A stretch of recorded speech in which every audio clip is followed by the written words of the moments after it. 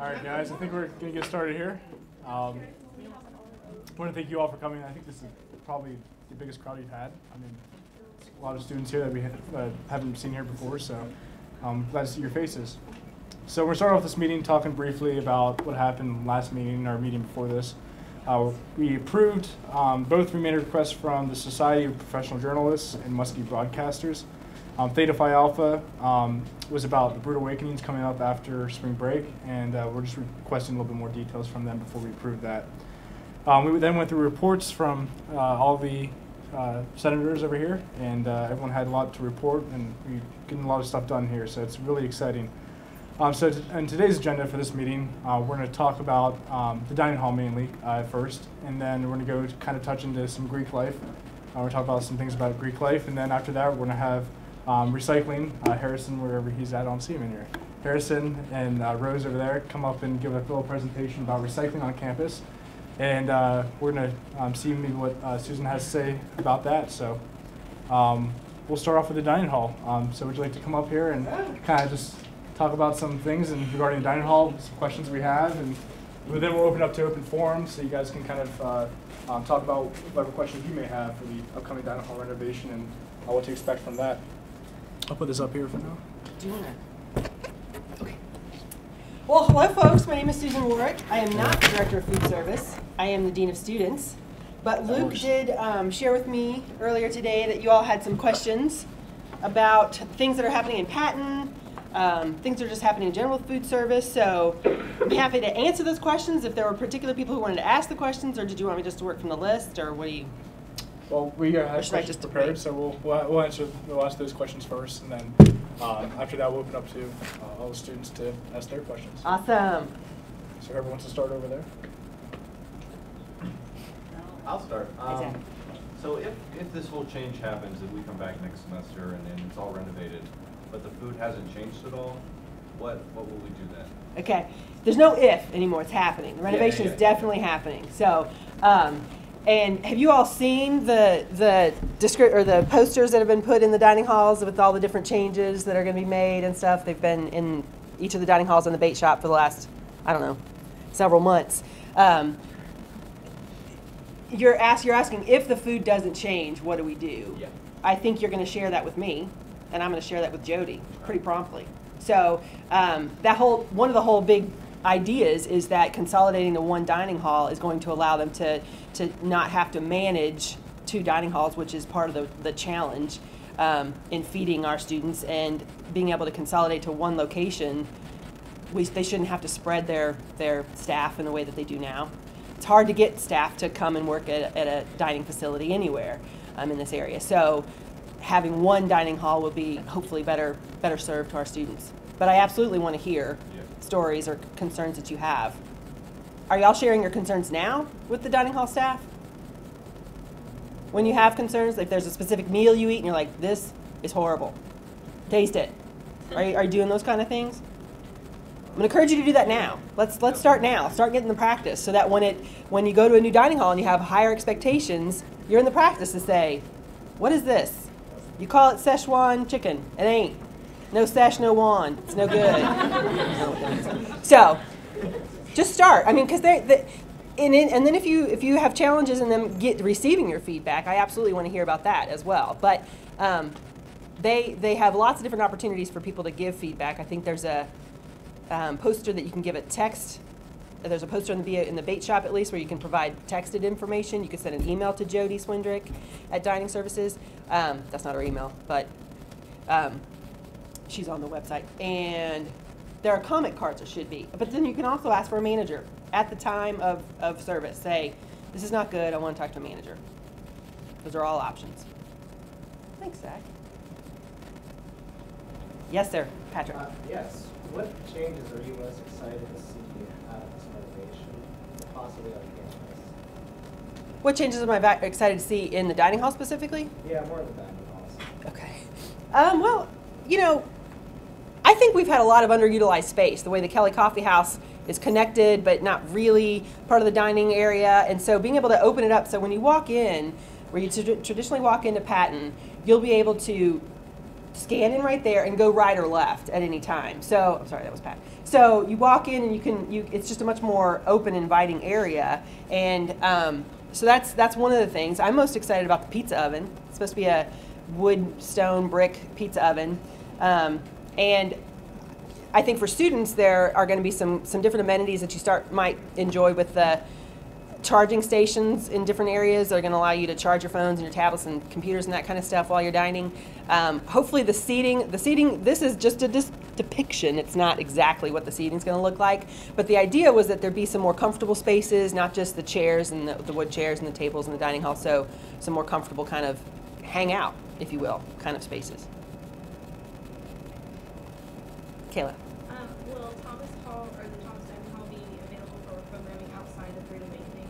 I am really glad you asked that question because there's still some, I don't know what's going to be done with Thomas Hall.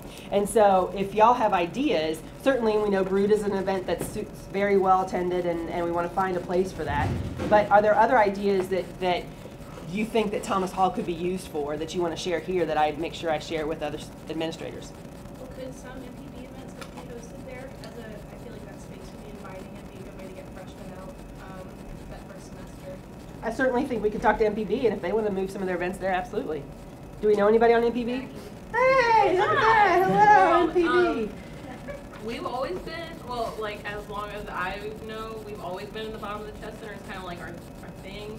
Like, it's reliable. We'll be there Friday and Saturday night, 9 o'clock, always there. We have like 2 things outside of that, 4 actually, but like, I mean, we talk about it. I'm up to change, but just like, that's like the reliability that we're always at the same spot and don't move around. Is this an idea about Thomas? Yeah. Thank you, Jolene. What do you got? I know that we have like the chess, but maybe another like student like kind of hub area, somewhere that's open like 24 hours so people can go and do homework and have maybe like comfortable seating, more charging stations and stuff like that, and maybe I know a lot of people have talked about having like a coffee shop, so maybe we could get that in there and have like Jennings Java do coffee. You've got some good plans, don't you? You bring up some good points. Because Luke has presented the idea of having a place that's open 24 hours to me, a couple different settings. And how many people would go to a place if it was open 24 hours in the wee hours of the morning, that say 2 a.m. to 8 a.m. time frame? Y'all are going. Jerome's put her hand down. But 2/3 of y'all are going. What? So, okay. And you would be studying, or you'd be drinking coffee, or what are you doing? Okay, all right. You're drinking the coffee so you can study, right? What I said to Luke too, just in an interim period, was that the TOC could certainly be a place where we could open it up 24 hours.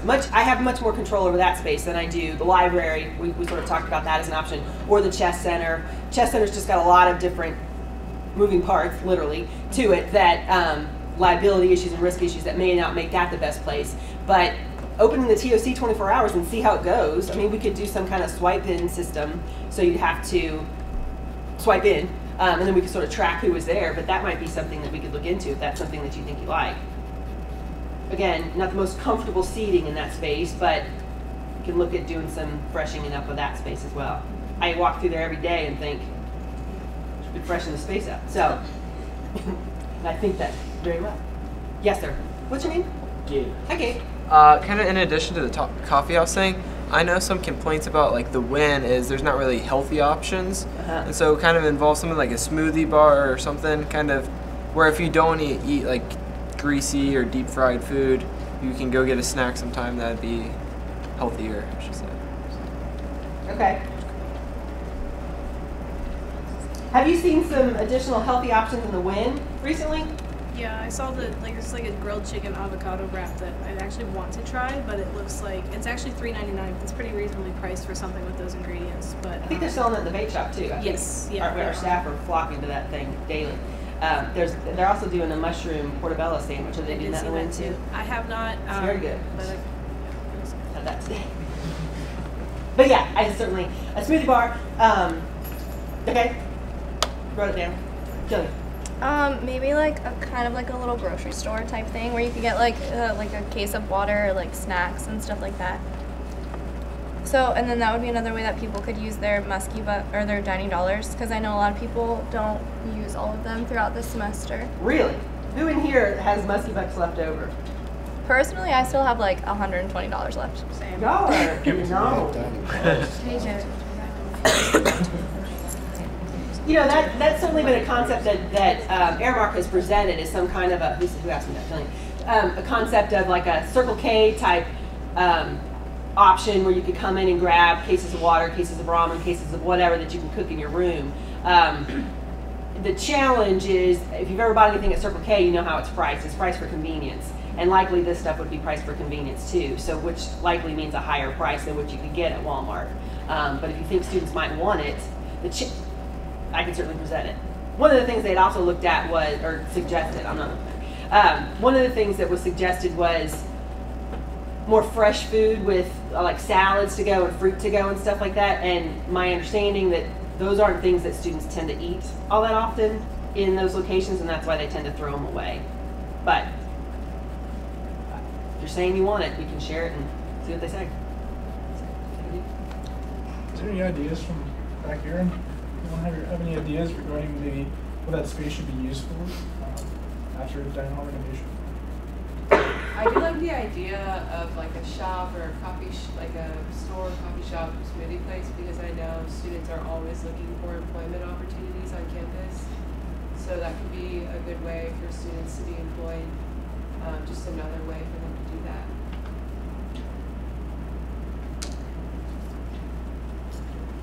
One of the challenges I see with the Kelly Coffee House is that it's so flexible. You can use it for a lot of different things. So if we wanted to create another space like that in Thomas Dining, I wonder how flexible it could be if we're adding some of these other things in there with a smoothie bar and a grocery store and a coffee bar type thing.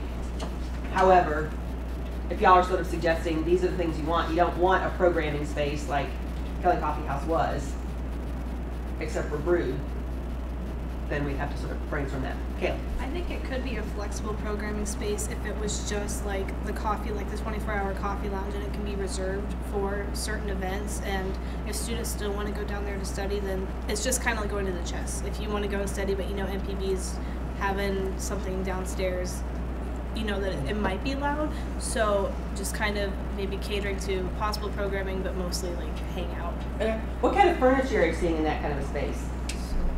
Like the library. Yeah. Like the colloquium part of the library, or I think which parts of those? Like the magenta couches or the really short tables? I'm sorry. I think that if that space is going to be used for kind of like a hangout area for like a coffee shop, or if it's Brood Awakenings, I think it'd be really cool to get kind of how we had in Kelly Coffee House. We had those pool tables, you know, or we had like ping pong tables or something like that, like a kind of a fun kind of atmosphere. You know, I remember when I was a freshman, people would come to Brood Awakenings and they'd play pool while everything was going on too, which it's just kind of a fun atmosphere that I don't think we have here anymore. Besides maybe the bottom of the chest, or people really don't go down there too much to hang out anymore unless it's for MPB. So I think it'd be kind of cool to implement if we could. Okay. Y'all have other questions?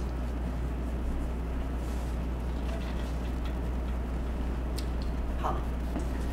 In the future, after Patton's renovation, would you guys possibly be looking at renovating the bait shop or the Wynn?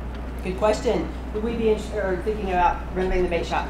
I think that's always been on the table from Airmark's perspective. They really like us to do something in that space. The building itself is not accessible, as you all know. So I'm not a person who knows the zoning, but if you do a certain amount of renovations to a building and you don't make it accessible, that's against ADA guidelines, requirements, whatever. So I don't know what those numbers are. I understand Phil Lobby is going to be coming to one of your future monthly meetings, so I certainly would float that question to him to say what's it look like in there. The kitchen itself is really hard for the bait shop staff to serve out of because it's so small, and certainly the volume of people that come with the meal exchanges and such, it's been difficult for them to maintain the type of service that we expect. And so, yes, in my time here, it has been remodeled loosely. I mean, there used to be a real long bar with sort of built-in seating benches attached to it. that is no longer there, and new flooring and that kind of stuff. But as far as reworking the whole space, yeah, ask your buddy Phil or VP Lobby. What else? Yes.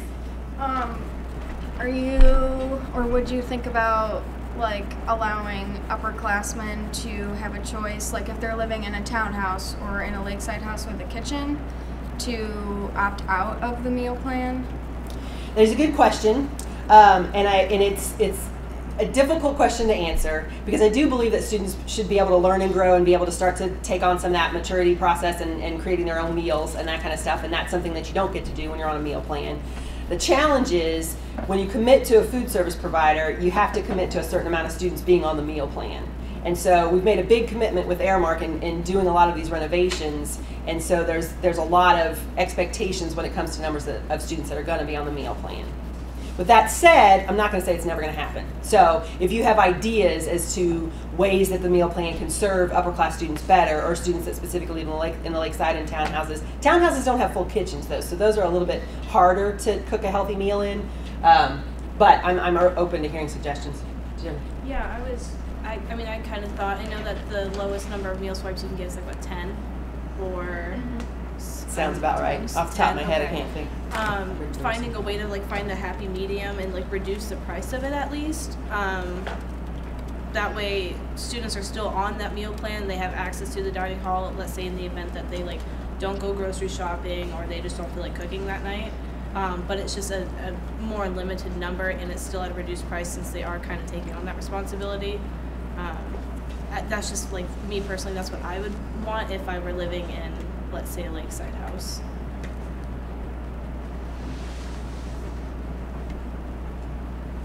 Okay. What else? I know there was a question, and somebody's probably going to get to it, I'm stealing your thunder, but about commuter meal plans. Are y'all aware that we do have commuter meal plans now? In fact, we do have commuter meal plans now. So next year, the commuters can, anybody who lives off campus, you don't even just have to be a commuter, you might just be a student who lives off campus in an off-campus house, can buy any amount of dining dollars that you wanted to and use those wherever you want. There are 2 block plans currently, and I think it's a block 50, so it's 50 meal swipes for a whole semester. And then the other one is a block 30, so it'd be 30 meal swipes. And if somebody could do the math of 15 weeks and how many meals that is a week, that kind of gives you an idea what the commuters. Next year, the plan for commuters will be a block 40 with $150 of dining dollars, so which you can always add to if you wanted to. But so it gives some flexibility, because I do think that being a part of the dining experience is part of your college experience, and so if commuters aren't dining with us, they're missing out on a big part of that experience. Right. I know I'm graduating, but I think it might be something to think about, instead of just having the normal 2 guest swipes, to using a personal swipe to like help swipe somebody in, like a guest, because maybe you might have more than 2 guests that are staying for a weekend and you can't completely guest swipe them in. Is it possible to use your own meal swipes? Is that not possible now? No. They get very upset. I agree with that completely. I went to my brother's university, Walsh University in Kenton, and his meal swipes worked for me being there. So. And you weren't. You didn't have like 2 guest swipes. It wasn't that kind of. No. He could use his actual. So we have 14. I have a 14 meal plan a week. One of my meal swipes would have worked for my brother if he came out to visit me. When my girlfriend comes up to visit, they're gone every semester 1 weekend because it's Friday and Saturday. She stays and she eats. So, it's gone in one day. Really, she eats lunch and dinner. So I think that definitely needs to be looked at. Got it.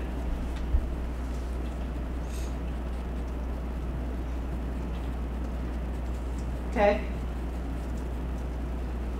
What else? Yes, Kayla. I have so many questions, sorry. Would Aramark and the bait shop ever consider doing any exchanges for dinner, or like serving food at dinner time for folks who have like night classes or things like that?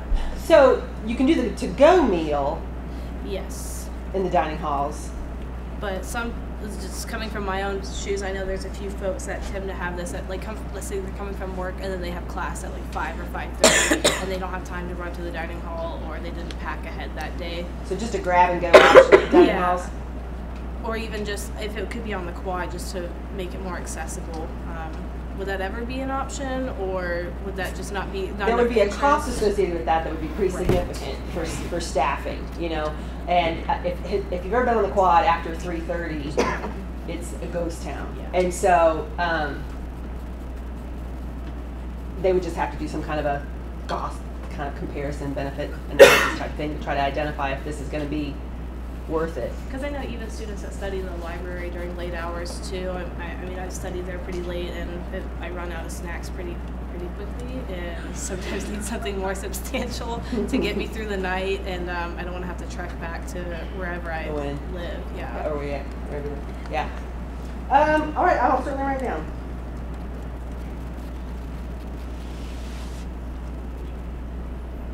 I think providing coffee like throughout the day, maybe in the library or something, it's kind of off topic a little bit, but in the library when you're just serving coffee all day long or something, have a place where you get coffee. You know, I run down to Circle K to get coffee sometimes because I know where to make it. Or is there not that machine, that kiosk? There's a machine in there. Might not be great. I didn't know that. And you might be a coffee connoisseur, but I think there's a machine right off to the right there. I didn't know there was a kiosk. Sorry, perfect. Yes, sir. On the opposite end of the dinner meal exchange, would it be possible to have like a breakfast meal exchange? Because I know living on like the freshman side in the Ulster House, townhouses, personally my class schedules are stacked 8, 9, 10, 11, 12. And it's really completely out of the way to walk all the way across campus and then all the way back across campus. And then so I'm using dining dollars to get breakfast and then run out quickly. And then don't have time to use those on lunch. Because right now the only places you can get breakfast is Patton.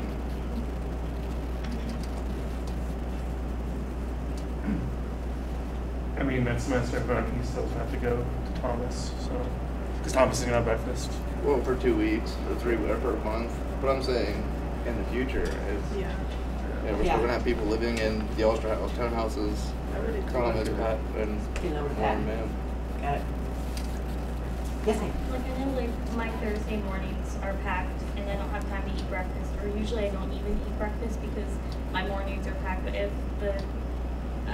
the bait shop had breakfast options for a meal swipe, because I'm out of dining dollars because I've used them all at like actually buying breakfast meals. If they had a breakfast meal swipe, like I would be set. I wouldn't have to like go hungry until like noon.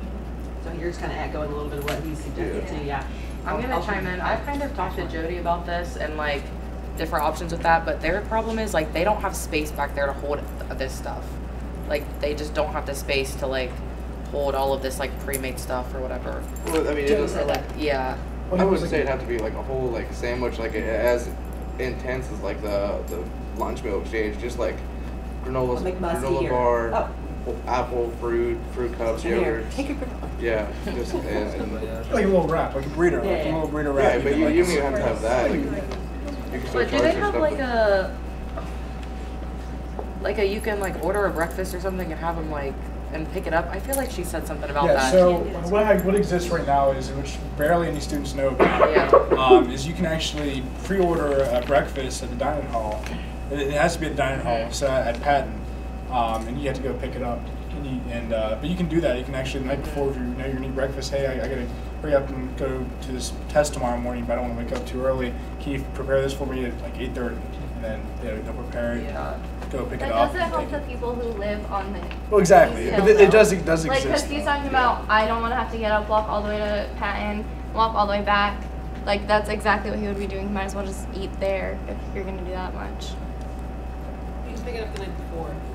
Does that make sense? Like if you're going to Patton for dinner, I think you can pick up your breakfast for the next morning. You can do that, yeah.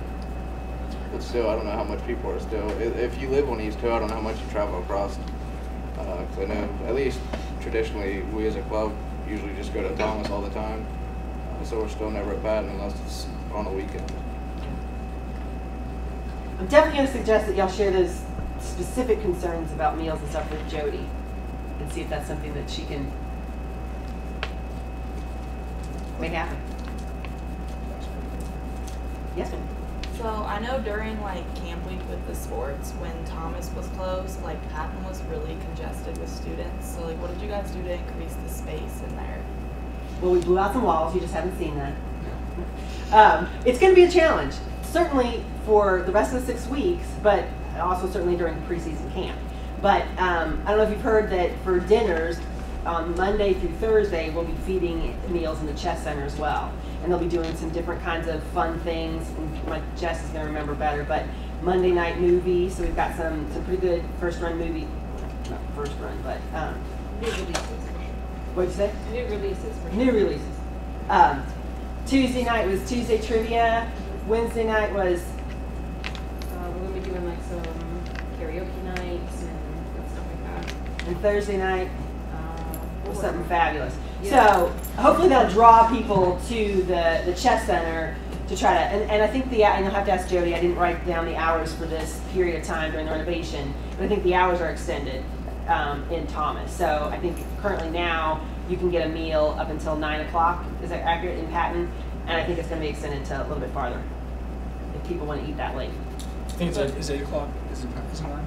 Patton's 9. What we already had to tell in a floor meeting was Thomas will be open from 4 to 9. So like basically the hours from Patton just go over to Thomas, and then 4:30 to 9, and then the chess is open 4 to 7 for dinner.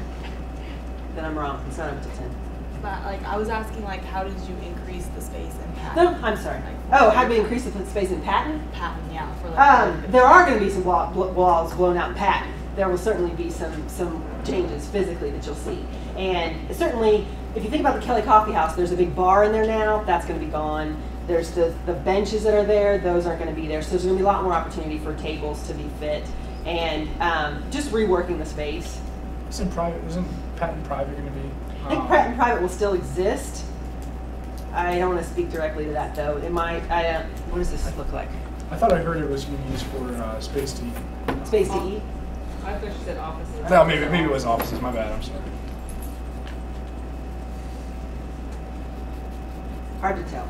Soft seating is what's written in that space, so it might be food. Charging tables. I think it might be food. At least at this last reiteration. Yes, Pat. Yes, is the stage at Kelly Coffee House going to be removed? Yeah, it's going to be gone. And all the lightings too, I assume? Yeah. Okay. Will those be kept in storage for the time being and moved elsewhere? Likely not. I can't tell you when they were installed. The stage itself, no. I don't care It's about not the that stage. great. Yeah. The lighting, likely not. Likely there's some better equipment out there that we'll buy to do lighting in different places that we need to do lighting. Do you know who owns the lighting? The university. The university? Okay. I don't know. I was thinking just in case that was still useful to somebody, in case it still works. It'd be a shame to see that go to waste, but just keep that in mind. You interested in, are you looking for lighting? Possibly, yes. On the market for lighting. Trying to get some good selfies. I'm going to write it down. Pat Mullen, interested. Yeah. Thank you. You're going to have to ring me. I don't know how much time you want. Oh, you're good. This is what this is for. Okay. What else? What other questions do y'all have? So if nothing else over here, we can open up any questions that you guys have at this time regarding the dining hall.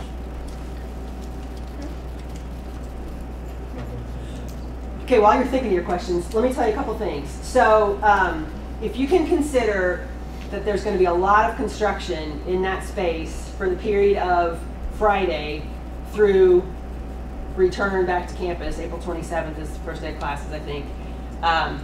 Who lives in Kelly Patton now? 3 of y'all? 4? So there's going to be some noise issues as they're tearing out walls and drilling new stuff and that kind of stuff. So the construction folks are going to try to keep it to a window of 8 a.m. until 5. But that's going to be a challenge, I know. So if y'all can think of ways that we can help to try to reduce some of that noise or make it more palatable in some way for you, I'd like for you to share these ideas with me. I am going to be ordering some of those foam earplugs. I sleep with them. Yeah. And possibly some other kind of earbud kind of things. You guys have better ones than what I'd give you, but this would just be a little token. Jillian doesn't want it. Yes, sir. Okay, you said it's going to be from 8 to 5? Ish.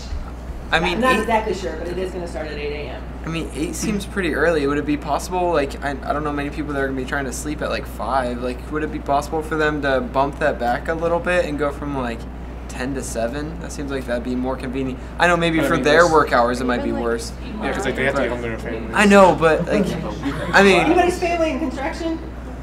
Think that'll fly? I mean, my dad works from 9 to 7 every night, so. Dad's busy. Likely not. As much as I hate to say that that's a no, that's likely not going to be something that's going to be adjusted. They typically would have liked to start at 7 a.m. But truly, if you get to a point you're like, I can't do this, we've got other rooms in other buildings, and we can move you. I know that's not desirable, and maybe you don't want to move to another building, but if you find that it's just not working for me, I want to move someplace else, we do have the luxury of space right now, so we can look at finding other spaces. You on the third floor, Kelly? I'm on first floor. Well, the first floor, if you remember, there's the lounge floor in between that, so there's still at least a floor. Kelly? Yeah. I'm thinking Pat. You're gonna hear some noise.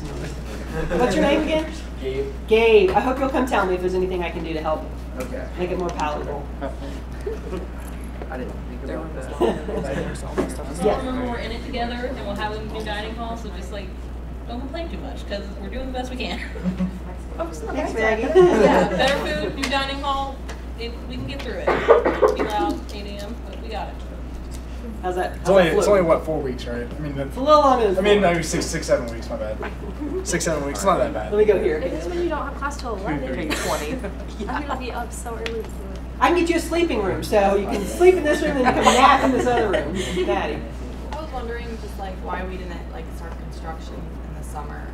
Because it's a longer project than that. They needed every bit of time they could get. They wanted to start actually the beginning of this week, and just for reasons, I don't know, construction holdups, they couldn't. So Friday is the first opportunity to start. Can I entice you with one fun thing? So on Thursday, the last meal, we ordered some fun cups for y'all, some mugs, gone fishing y'all back in the fall. I brought one that I was going to give to my friend Jessica. Yay! Because I thought it was the only fair way to give that mug away. But we've got like 400 mugs, so come enjoy that. I mean, that's special for just now, but Thursday night will be special for you. But so, come enjoy the surf and turf, get a mug, and I can't wait. We'll power through together. I was going to say throw that mug, but don't throw that mug out of desperation. Jillian, yes. I feel like you're going to run into a lot of people complaining about noise during finals week. And so we will raise that issue to the construction team and see if there's anything that we can do to try to move the construction time then. I don't know if that can happen. Like I said, it is such a time crunch. I'm going to ask you to write that question down and ask your friend Phil, because he's going to be closer to the construction people. He's coming to. I meet with him tomorrow, so he's coming tomorrow. Talk to him. Make sure you send that to me, then ask him. I can't remember. I know we thought about that. I don't remember what the outcome of the discussion was. So, is there anything else that we need to touch on? Maybe a meal exchange for the win, just for like those people that get off really late. For perpetual use, or for during this? For like all together. Forever. Yeah. And what did she say? Because I have friends that like work at Respects and they get off late, and they like have time to go to the win, but they end up using all their money. Did you say meal exchange for the win? Yeah. I brought that up too, and it's again a thing about space. Like they don't have like the space or like coolers or anything to like keep food for the exchanges, and like it's just such a price thing that they can't really do it with the food they already serve.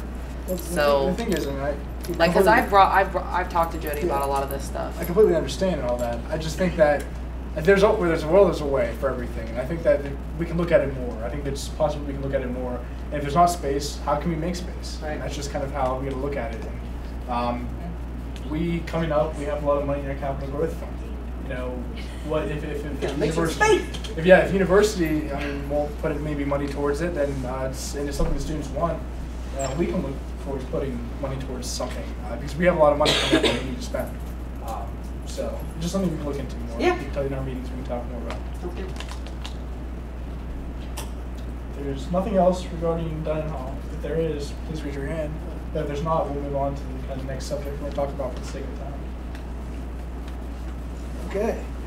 Was there anything that you took? Yeah, so stay up here, real Oh, quick. okay. I'm just going to stay real quick. So we're going to touch a little bit on Greek life, just things that came up, and we kind of want to have some kind of discussion on Greek life and questions in regards to that. And then also at the end, like I said, we'll have them come up and present recycling. How long do you think that presentation will take? Just kind of.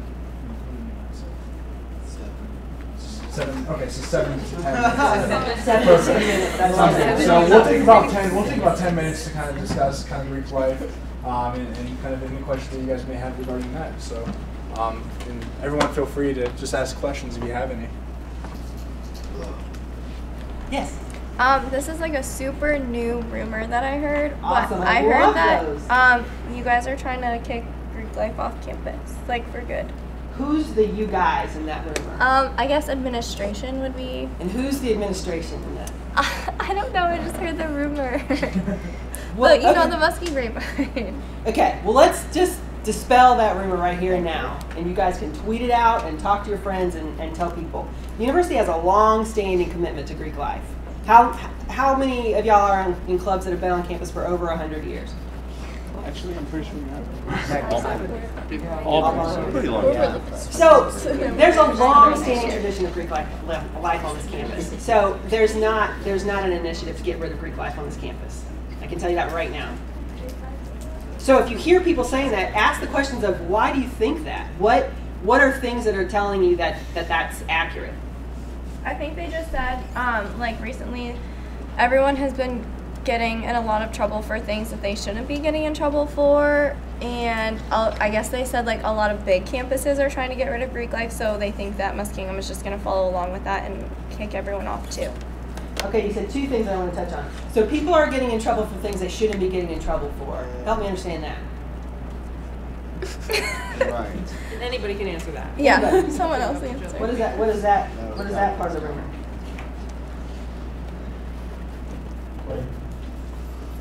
Maggie, go ahead. I just want to say I have not heard of a club or organization on this campus getting in trouble for something that abides by school policy. Anytime I've heard of anyone getting in trouble, it's because they violated policy. So I don't really know where that one's coming from. I mean, I know a lot about policy because I got freaked out during RE training, and I thought I had to know everything. So yeah, basically, I haven't heard of anyone getting in trouble that didn't break a rule. Okay. That's all I got. Anybody else? No? Yes. I think, for taking what that's worth, I think not getting in trouble for stuff they're not doing. I think the stories that the higher ups and like the board and the directors are hearing are blown out of proportion, instead of what the story is actually worth. I think a lot of the stories from what they hear firsthand are inaccurate. I think that's where they're not getting in trouble for stuff they're not doing, like a targeting, and they're coming at us. I think it's more of, it's exaggerated.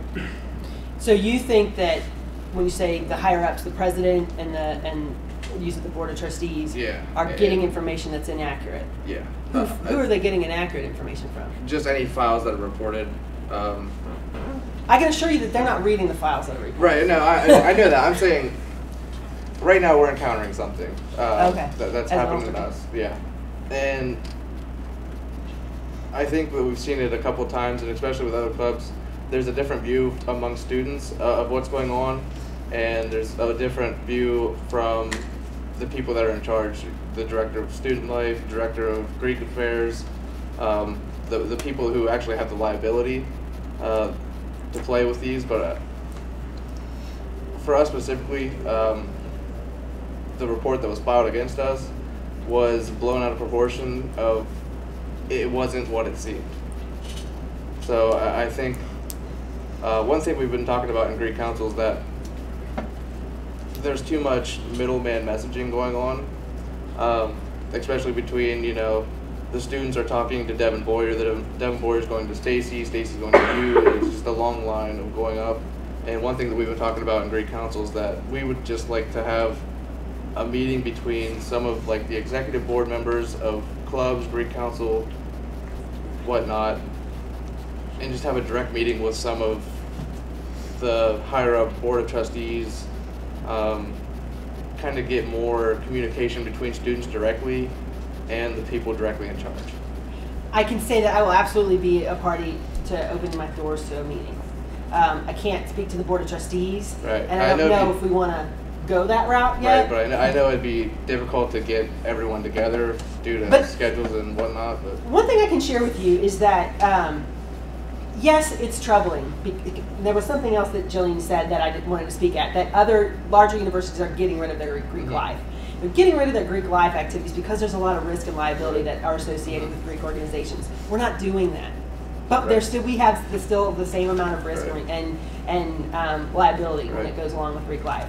But what I can tell you is that what Stacy and I try to consistently do as we share information is that, let me tell you all the things that Greek life does bring to our campus. It's got a higher retention rate. Our Greek students have higher GPAs. Our Greek students are more involved in the general population of students. So those messages are also being heard by our provost and our president. When Devin Boyer sent the letter, and I don't even know if everybody in the room knows, Devin Boyer is the president of Greek Council, and he sent a letter to all the presidents of the Greek organizations and essentially said, we want to hold ourselves accountable to the standards that are set. We want to follow these policies. I shared that with the provost and president, and they were impressed that peers are holding peers accountable. Not other campuses are doing that in the same way. So I hear what you're saying, and I'm happy to open up a conversation where we can talk more in depth, more than just 10 minutes, because we're closing in on that time. But we can go a little longer. I mean, we can go 5 more minutes. Tell me I can go 10 minutes. No, a couple more minutes to. So, and I think you guys met. Well, are you on Senate? Yeah. No, you're on Greek Council. Have you met Dr. Evangelista, the new provost? No, I haven't. No. So she came to a Senate meeting a couple of weeks ago, right? And so she's absolutely willing to come and talk with students and try to reassure you that we do have a commitment to Greek life, and we do have a commitment to the things that you want to do in a safe, responsible, legal manner. That's the kicker. Yes, sir. I think when you mentioned having a direct meeting with the administration, with all, Greek Council and all the executive boards for all the Greek organizations, I think that's a great idea. I think that's needed. I think that needs to be done more often. So I think that's a great idea we can look into. And also, you kept on mentioning the board of trustees, and I get to meet with them every semester and sit on the board of trustees and talk with them all the time in those meetings. And from what I've got from them, it's always been pretty positive outlook on Greek life, because many of them were in Greek organizations. So they always had a very positive outlook on Greek life, and they want it to happen. They want their flourishing. They want to flourish. So but they read the newspapers and they see the news broadcasts, and so then they ask the questions. What are we doing on our campus to make sure our students are safe? That's what they care about. They want to make sure our students are safe. And so we tell them all the things that we make y'all do that y'all hate. We have to do these risk management workshops. We have to do tips training programs, and we have to, manage these parties. And we know you don't like that, but we have to do those things in order to try to keep some safety and risk out of the whole process. But I'm absolutely open to sitting down and talking more in depth. Okay. What's your name? Blake. Thank you, Blake. I think I saw a hand going up there. I think one of the concerns with people worrying about Greek life with that whole situation was because they didn't it didn't seem like they really cracked down on the sports that hard. They really just went straight to the Greeks and okay, you gotta fill me in. So the problem around the Greek life, because I don't really know about the whole situation. I don't know if the people in the sports got in trouble for that. Or, I know personally for track, if something like that would have happened with a recruit that came with our track, we would have been kicked off the team. And maybe something like that happened, it would just encourage people. Okay. I don't know how to answer your question. It's a question, but also just a statement. Statement. Okay. So maybe just they went straight at attacking the Greeks. Who's the they in this area? I don't know. Okay. Did you? Well, like the thing about any kind of like situation on campus, like if you are caught like with an alcohol violation, and even if you were like not the one with the alcohol in your room, it's in your room, so you're responsible. So any situation that happens in Greek housing happened in your living space, so you are automatically held responsible for whatever happened in your living space because you are the one in control of it. So that's all I've got for that. What about things that happen outside of your living space, like a fraternity house? Not like directly to the fraternity house, but things around it, such as stairways, porches, railings. I think there's a shared community response to vandalism that happens. Right. And if it collectively happened around one house, I can see where a question would come up to say, gentlemen, what happened for multiple things to have been broken. So that's my best answer to that, without sort of putting a whole lot of. Yes, sir. All right, so this is going to be slightly controversial, but I would like, I have heard for the last several months, and I hope to God it's not true, the fraternity circle situation does not look good, and I want to speak with somebody who is higher up on that, who I could plead the case to, because I've heard that we, in a few years, Phi Tau, Kappa Sigma, and the Mace Club will be losing their housing, at least those ones. And while I can see why we might need updated housing, I think a big point that's being missed is we're going to lose our homes. We built these homes 50 years ago on the basis that 3 clubs came together and said, let's build some houses and put our names in them. And they established a legacy and plenty of memories in those houses over the past 50 years. And these last few months, I've watched the deterioration of fraternity circle happen right outside my window. The sidewalks were now frequently salted when the ice came. We would wait 2 days until anything would happen, and it's become a safety issue. What I can tell you, Pat, is there are no plans to tear down the houses at Fraternity Circle that I'm aware of. Now, are those houses sustainable for the club sizes that we currently have?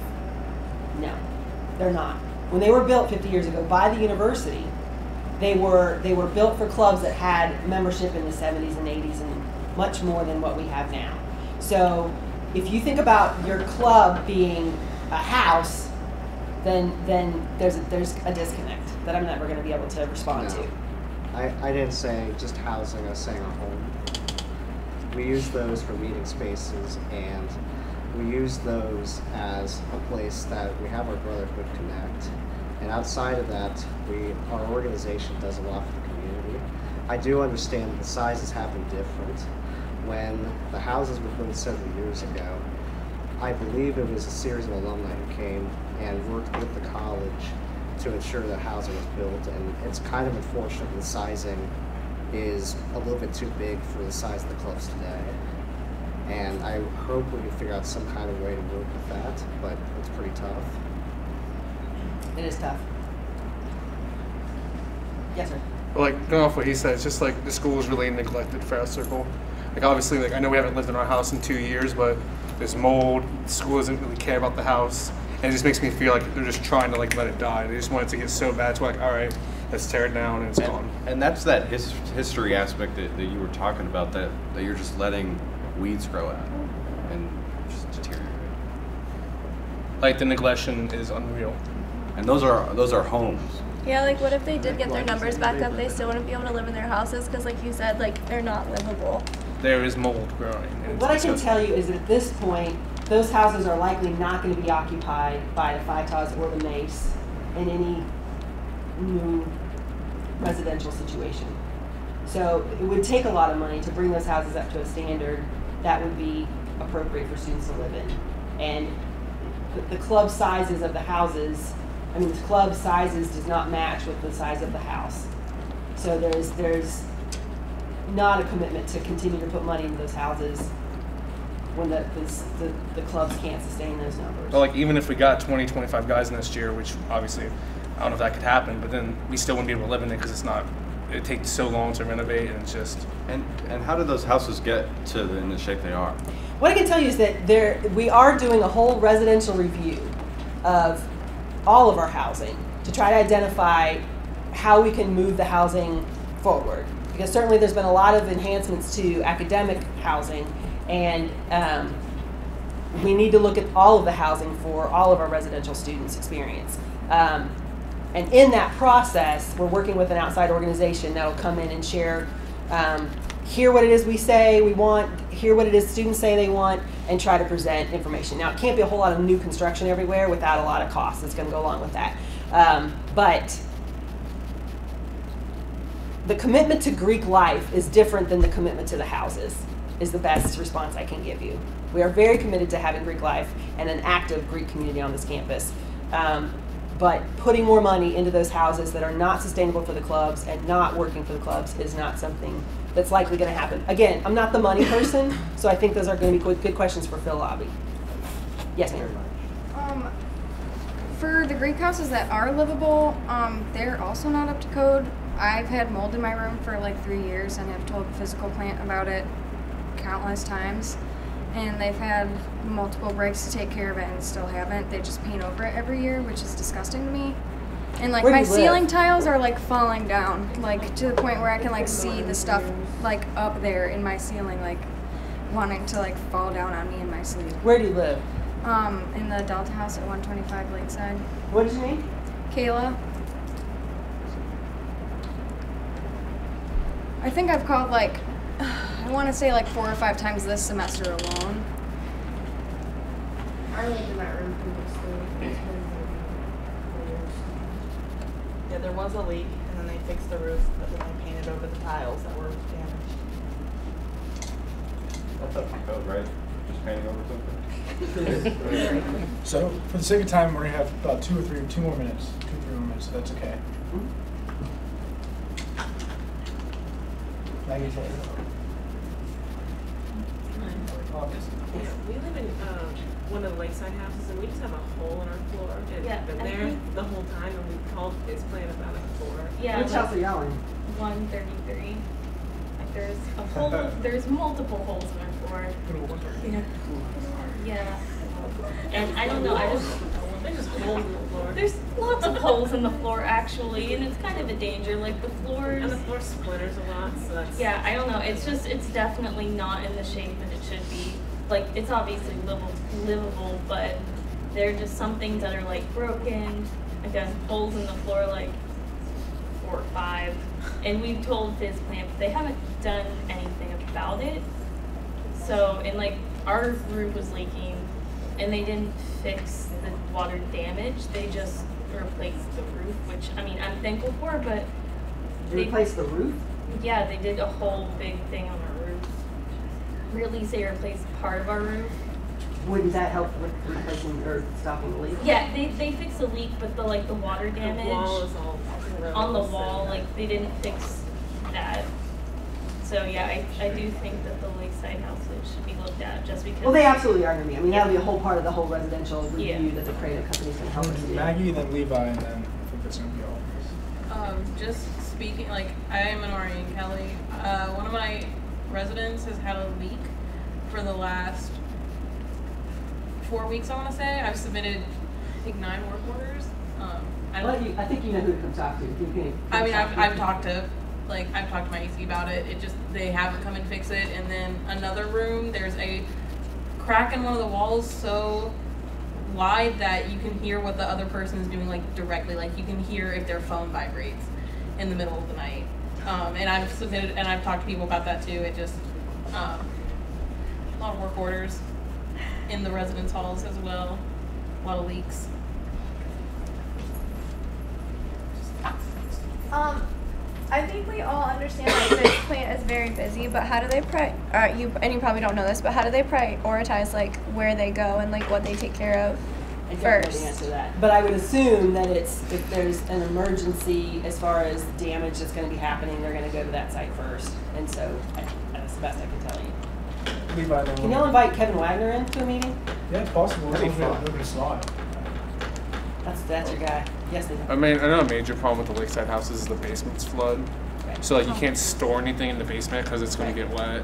Okay. And like I know that's a huge problem that we run into at 109 Lakeside. We can't put anything in the basement because it's just going to flood. And we absolutely know that. And it's really bad. And, Like and I some believe days there's a sign that says don't store anything in the basement. Oh, we don't. But it's just so inconvenient. It's just.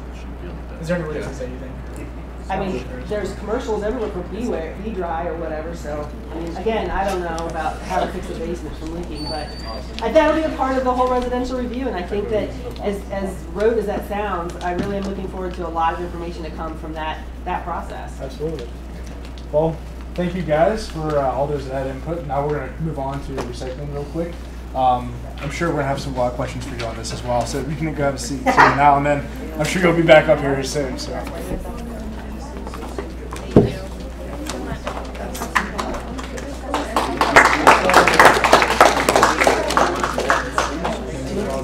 I just want to like set just want to make sure you're good. Yeah.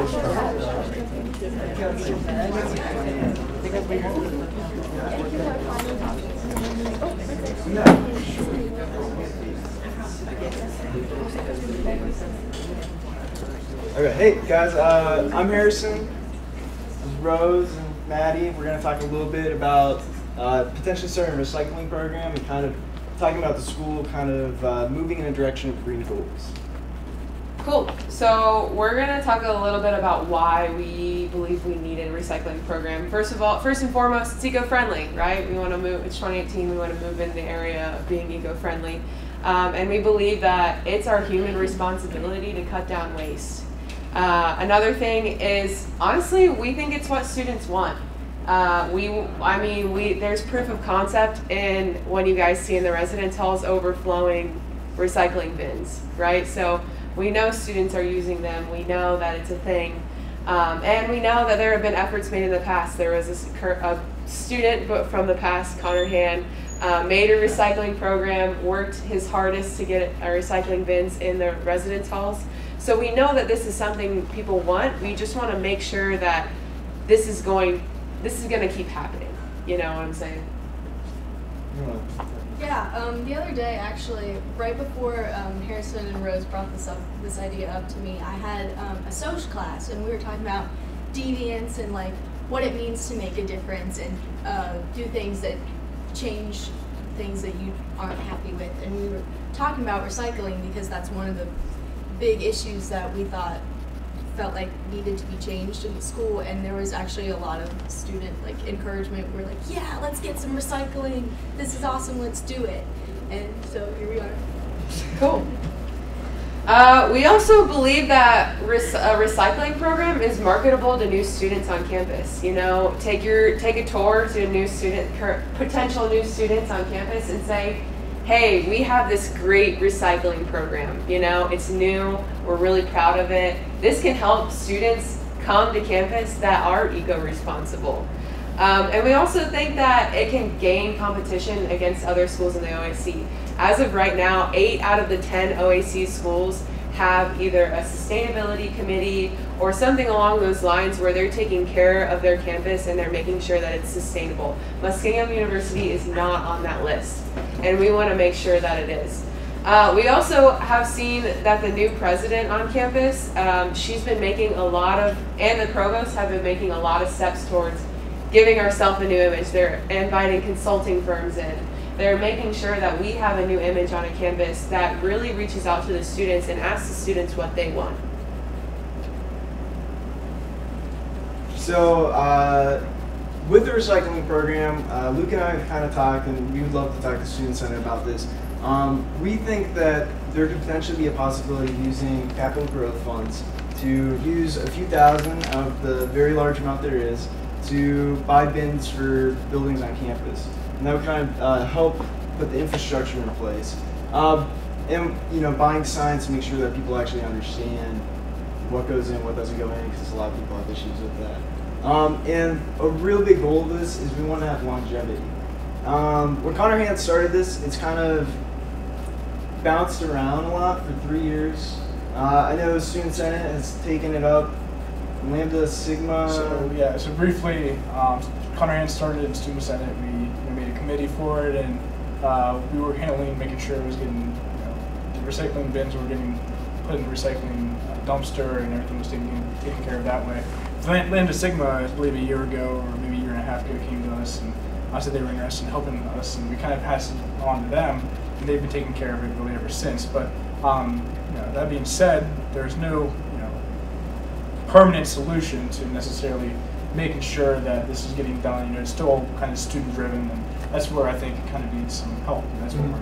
Yeah, and that kind of leads to, I think, kind of a goal that we have. We want to create a sustainability committee, similar to a lot of the other schools in the OAC. They have a mix of students and professors that are on the committee, and they kind of help design or help research goals for the school that you could try to do beyond recycling. So I think that this would be something really interesting that the school, we could start here as students and getting faculty involved and kind of bridging that gap between the students and administration about understanding what logistical issues there are about this. So that's kind of our first goal, and then from that, kind of looking and researching into the recycling, understanding it in more detail to try to come up with a solution about it. So some of these, our plan would be, getting input from the custodians, looking at the financial costs of the physical plan, and discussing with the Student Senate. So what we really want to do is start this committee, bridge that gap with the administration, and hopefully get this recycling program started up next year or so. Awesome. That's So we know, I just want to add on to the input with the custodians. Physical plant is overworked right now, and we don't want to be putting on more work with them. This is kind of what the sustainability committee can help achieve, is like maybe helping physical plant with like that, you know what I'm saying? So we don't want to just be like, you take care of it now, but we kind of want to help bridge that gap between administration and the students. So awesome. That's it. Thank you guys. Any thoughts on that? Kind of input? I think it's a great initiative. I think that involving students and understanding the whole process of what it means to add to the custodian's role is important. And I mean, if there's a way to have it be a sustainable program through the sustainability committee, I think it's a great idea. And if I can tack on, like, to empower you guys live in those spaces, and if you see there's an overflowing bin, please feel empowered to have agency and take that bin out yourself. There's nothing that stops you from doing that. If the call essentially 2 years ago was to say, we need recycling bins. We don't recycle in the res halls because there's no recycling bins for which to do that. So Senate said, okay, here's some recycling bins. But I know that I get the phone call when from my peers, hey, Kelly Lounge is overflowing again, because Lambda Sigma is only a small organization. They can only do so much, and I think they do a great job taking up the mantle of the student body. But please understand, that's one honorary that's emptying every recycling bin in every res hall for every student, and that you drop a can in, you can take a can out. Does that make sense? So, I mean, if that's part of the issue too, but know that anybody on this campus can recycle at any time. You are welcome to bring recycling and encouraged to bring recycling to those recycling dumpsters. So instead of letting the bin overflow, grab a friend and take it out. And part of what you're doing there is changing the culture yourself. Okay? And this is not going to be something in the immediate future where custodians and Aramark staff or physical plant staff are going to take this on for you. So if this is genuinely a call to arms to recycle on this campus, then the people that are going to answer that call are going to be you. And I hope that you feel empowered to do that. I feel like you could set it up with like how they used to do campus cleanups, and like it could rotate each like week or Greek to take care of it, like with the Greek organizations or the community. Like, yeah, and that would kind of be our goal with the committee is, if you have a mix of different people from all across campus, they can reach out to their different groups that they're part of, and they can help organize things potentially. So we really want, and we think that the committee will help in the long term as well, because again, for the past 3 years, it's kind of been all over the place. So my thoughts on that real quick is I believe we tried that before. I believe we did try that, and it worked. It worked, but the thing is, for me personally, I believe consistency is key. And I feel like if you have it being passed on a new organization every single week or every day, whatever cycle is they dump it, I feel like they get a lot of confusion can happen during that time. So for me personally, to see this program progress and become more efficient, I think that it does there needs to be a lot more talks with the administration side. I would love to sit down and have a talk with Susan and the provost and have you guys be there and have a couple people from Senate there. We just kind of sit down and talk about how can we work with the administration to not just have this be student-driven, student-led, and have the administration also work with it and have both sides kind of be working together on that and be pretty consistent with both sides. I also think it would be cool to have paid out recycling picked up on lakesides, but it'd be like recycling bins out of dumpsters. That's a great idea. Yeah, we would want to look at all the costs and stuff before putting out like a real big plan. But we're really open to everything. We would like to see that consistency with maybe an administrative run thing. Logistically, if that's an issue, we would love to look at all the things and stuff. Absolutely. Thank you, Jess. I was just wondering where the recycling dumpsters are. There's when one at Thomas, one at Kelly, and there's one behind the bait shop. Okay. Is there any more questions regarding recycling? If not, thank you guys. Seriously, we'll touch more a lot with this and we'll have that meeting like we talked about. All right, guys, thank you for sitting. This is, I think, the longest meeting we've had so far. It's been great. A lot of information presented. Is there anything else before we adjourn this meeting that we want to talk about? Is there any kind of things you want to bring up in the forum? Jess? So, as Susan mentioned before, they're going to have the musky dining down the bottom of the chest. I still have some slots available. I have 2 clubs that have committed to hosting a trivia night on Tuesday, and I'm going to do a musical trivia night on Tuesday. But if your organization would be interested in hosting a trivia night on a Tuesday, I have lots of dates available. Please just email me. It's jedge, the jedge, okay, at muskingum.edu, or you can tweet me, or you can just come to my office in the TFC. You'll have a tiny little budget to work with, but it's a ton of fun. It's only 2 hours, and if it's on the bucket list for you or your organization, you could also be so if you have any ideas for programming that you think, hey, we never got a chance to do this as an organization, please feel free to approach me and we can see if we can work that into that dining experience, okay? Awesome. Thank you. I want to thank you guys again for coming. Thank you very much. I think these meetings are getting better every time. I have something. Oh, yeah, sure. If you guys haven't seen around campus, we just made a Snapchat and our thing is around. So if you guys could just follow that or add us and tell all of your friends to add us. And then after break, be looking out for What the Duck. And that's all I'm going to say. The suspense. Feel free to come up and get snacks afterwards and drinks. We're going to socialize a little bit after, so if you have any questions, please come ask your senators. Thank you.